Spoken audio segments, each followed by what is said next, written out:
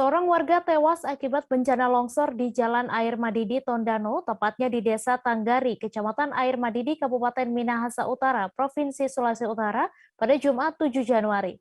Tim Pemkab Minahasa Utara yang terdiri dari BPBD, Satpol PP, dan Damkar bersama Basarnas serta TNI dan Polri turun mengevakuasi korban serta membersihkan jalan dari longsor.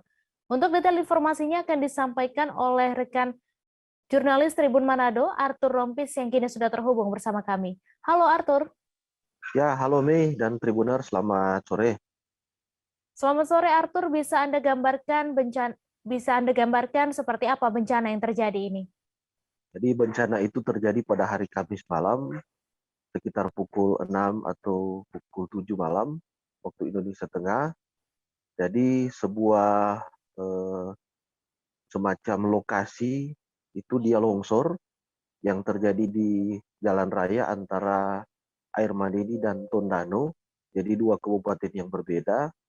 Jadi longsor ini menimpa seorang pengendara sepeda motor yang kebetulan pada hari itu dia mungkin apes karena saat itu memang langsung ditimpa oleh material pohon, tanah dan juga tiang listrik. Jadi korban ini memang langsung tewas di tempat dan akibat dari longsor tersebut jalan raya Air Madidi dan Tondano mengalami kemacetan parah sekitar 5-6 jam karena memang area material longsoran sangat banyak dan juga di satu sisi aparat juga mesti harus mengevakuasi korban yang tewas karena memang korban ini dia tertimbun banyak sekali material jadi butuh waktu untuk melakukan pembersihan. Jadi penyebab longsor diduga karena memang cuaca buruk karena waktu itu hujan terjadi sejak pagi, siang hingga malam hari. Dan ini memang sudah jadi peringatan dari BMKG agar supaya warga Sulawesi Utara untuk mewaspadai setiap potensi bencana alam karena memang hujan turun terus. Jadi demikian, Mei. Iya, kemudian bagaimana upaya dari pemerintah sendiri agar hal tersebut tidak terulang kembali?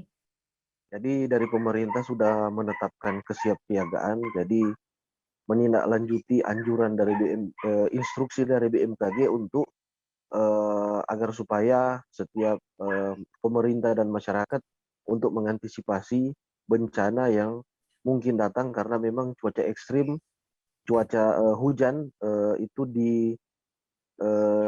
disinyalir itu akan terjadi pada berpuncak pada bulan Januari ini. Jadi dari pemerintah sudah melakukan apel siaga, koordinasi dengan instansi setingkat maupun vertikal dan juga koordinasi dengan aparat desa, warga desa maupun camat serta desa. Jadi ini sudah berkali-kali diberi himbauan kepada warga agar supaya berhati-hati dan juga disiapkan tindakan penanganan jika memang bencana alam terjadi.